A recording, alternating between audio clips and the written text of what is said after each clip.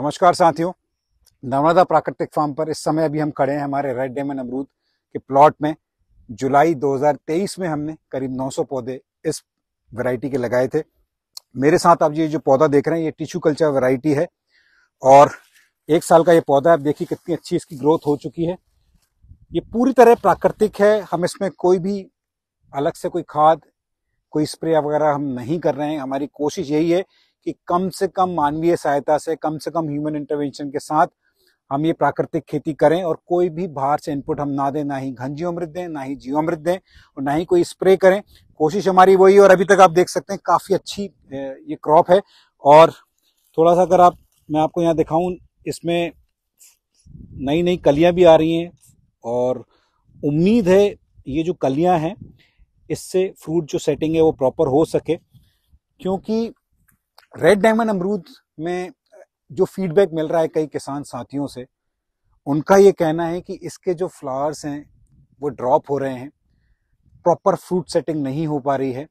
और जैसे कि मान लीजिए 35 डिग्री के ऊपर अगर तापमान जा रहा है तो फूल ड्रॉप हो रहे हैं, लेकिन फिलहाल अभी 35 डिग्री टेम्परेचर नहीं है और ये सिर्फ 1 साल का ही पौधा है। और मुझे पूरी उम्मीद है कि 2 साल के बाद इसमें अच्छा खासा प्रोडक्शन हमको मिलना चालू हो जाएगा। अभी ये 1 ही साल का पौधा है और मैं इसके लिए पेशेंटली वेट करूंगा कि आगे जाके इसका किस तरह का रिजल्ट हमको देखने मिलता है।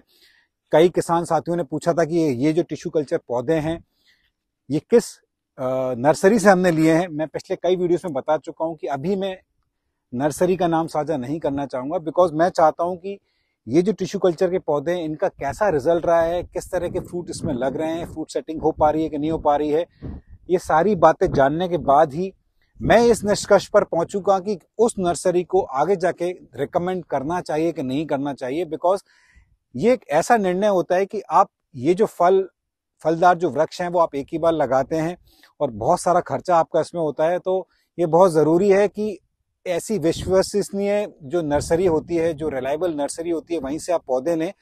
इसलिए मेरा ये मानना है कि जब तक मैं अपने इसकी प्रॉपर टेस्टिंग ना कर लूं उसके बाद ही मैं आपको ये बता पाऊंगा कि ये पौधे हमने कहाँ से लिए हैं। फिलहाल ग्रोथ वाइज अगर मैं बात करूं, आप देखिए बिना कोई इनपुट के हमने इसमें कोई भी इनपुट नहीं दिया है। अगर आप किसी रासायनिक खेती से भी इसको कंपेयर करेंगे, एक ही साथ जो 1 साल के पौधे मेरे कई परिचित किसानों ने लगाए हैं, इसकी जो ग्रोथ है वो किसी भी मायने से कम नहीं है। मुझे लगता है कहीं कहीं बेहतर भी। अगर आप इस वाले पौधे को अगर देखें, आप देखिए कितनी शानदार इसकी कैनोपी डेवलप हो रही है। हमारी कोशिश बस यही थी कि हम नीचे से इसका तना साफ करें। अभी भी इसमें कई सारी ब्रांचेस नीचे से निकल रही हैं जो हम समय समय पर काटते रहते हैं। ये देखिए जैसे कि ये यहाँ निकल रही है, इसको हम आने वाले समय में उसको काट देंगे। और आप देखें कि किस तरीके से हमने इसकी कैनोपी डेवलप की है। अभी हमारी कोशिश ये है कि देखिए प्राकृतिक खेती में या अगर हम खेती की भी बात करें, 98% जो पौधा अपना भोजन है वो हवा, पानी और सूर्य की रोशनी से बनाता है। और ये बहुत जरूरी है किसी भी पौधे में कि सूर्य की पर्याप्त रोशनी उसको मिले।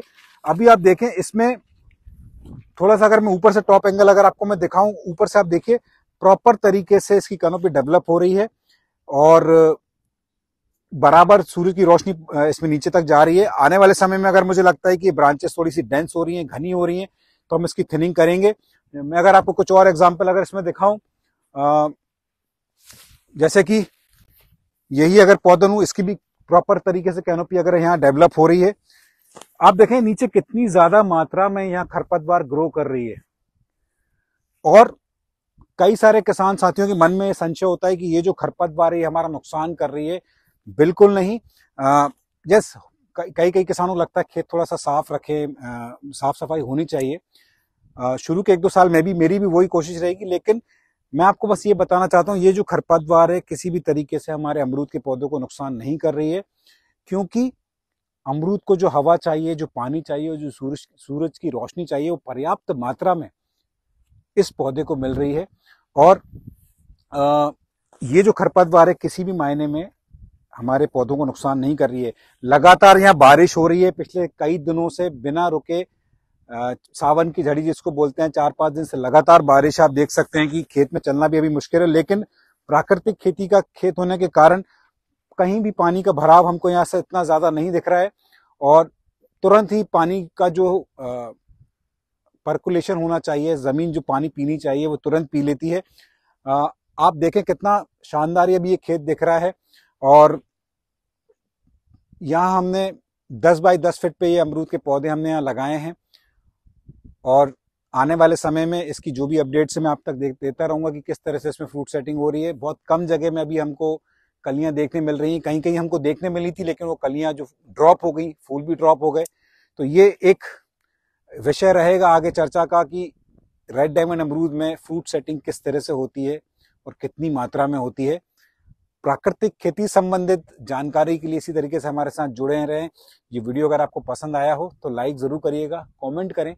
चैनल पर पहली बार आए हैं तो कृपया सब्सक्राइब जरूर करें। आपका एक एक सब्सक्राइब हमको बहुत ज़्यादा मनोबल हमारा बढ़ाता है इसी तरह के कंटेंट आप तक लाने के लिए।